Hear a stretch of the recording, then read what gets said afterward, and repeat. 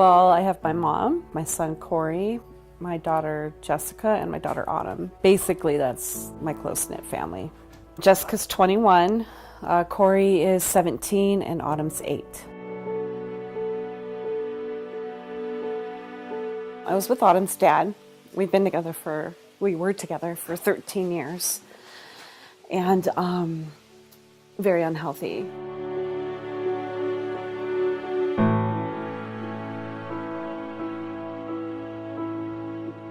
I was kind of turning a blind eye to a lot of things.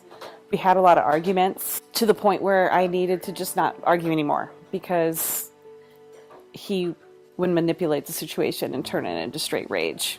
And I knew the right thing to do was to just throw him out to the curb. I understand that. I thought about Autumn and how that would affect her because she really did love her daddy no matter what. I mean, she was daddy's girl, always riding on his shoulders and stuff. Every time that thought came up into my mind to throw him to the curb, she popped in my mind. I would have had to look like the bad guy, for throwing daddy out. And so I just turned a whole blind eye to it.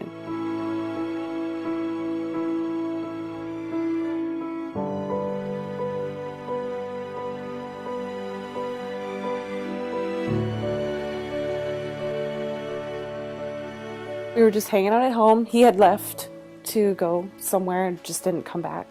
Then we got raided. I guess they kicked in our door and, took us all outside, me and the kids, and searched the home, called CPS, and they interviewed us all. My kids, I kind of went into like mommy bear mode. They were upset and all I wanted to do was comfort them, and I couldn't. They got taken away in a van, and they didn't even let me say goodbye.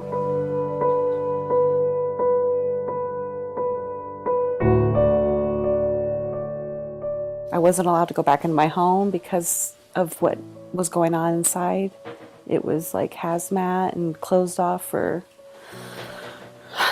a week. Yeah, it was complete, ultimate despair. There was nothing for me at that moment to feel like I had a purpose anymore.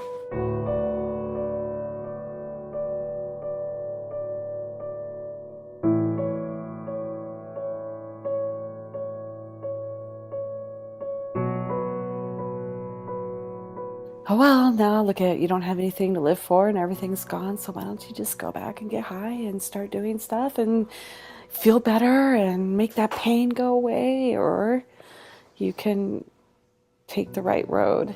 The fight for my kids was so strong that that day I made a decision to myself that I was going to do whatever it took to get my kids back, no matter what. But I was stubborn. I'll tell you what, I was kicking and screaming the first 3 months. Oh boy, I should have kept them. It was him.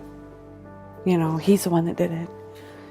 He's already in jail, so what's the big deal? And I fought with that for quite some time. I didn't acknowledge or recognize the fact that I allowed what was going on, and didn't even, I didn't consider the outcomes of some things that could have been really dangerous for my kids.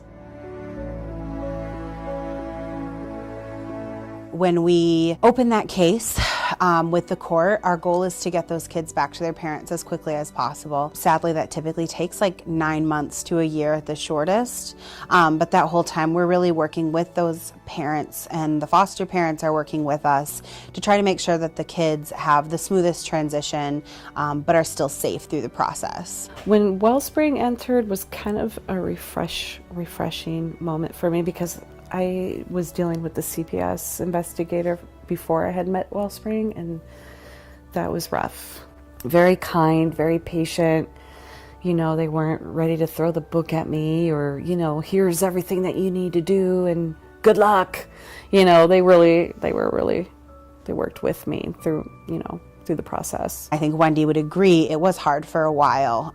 There was a lot of, disagreements about things and pushing, but then it was amazing to see all the progress she had made. So my first, treatment plan when that came out was getting into the family counseling, getting into substance abuse, and getting into parenting classes. There was a point in time that the word adoption started popping up in my case, which was probably another good motivator for me. I mean, at that point, I was just like, I'm going to go to my classes. I'm not going to miss a visit. I'm not going to do this. I'm not going to do that.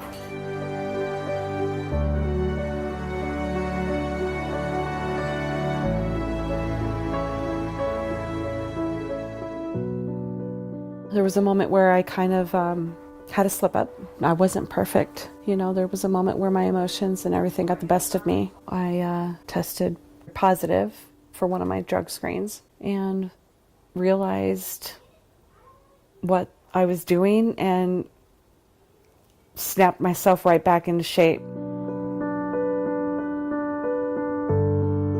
I think I have built up enough good support with Wellspring at that time when it happened that I knew that they were going to help me get out of that. I knew that there was a choice that if I was going to decide to continue to do the wrong thing, which would be using drugs at that point, the outcome is guaranteed that I will lose my child. There's no gray area about it. It's black and white. If I was going to continue to do that, I would have lost Autumn. One of the hardest things I had to go through was coming to see my child and then having to say goodbye and only seeing her once a week.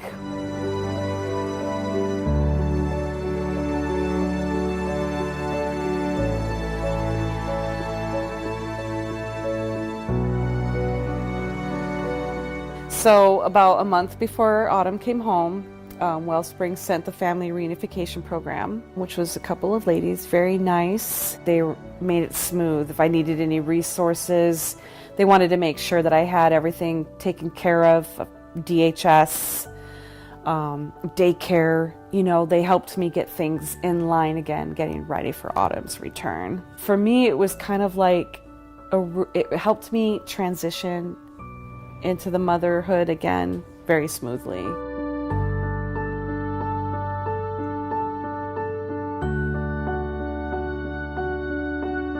Her pose and the look on her face, it was pure joy, pure joy, pure joy.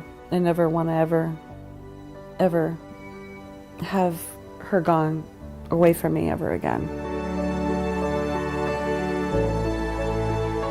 I am not anywhere like I was before.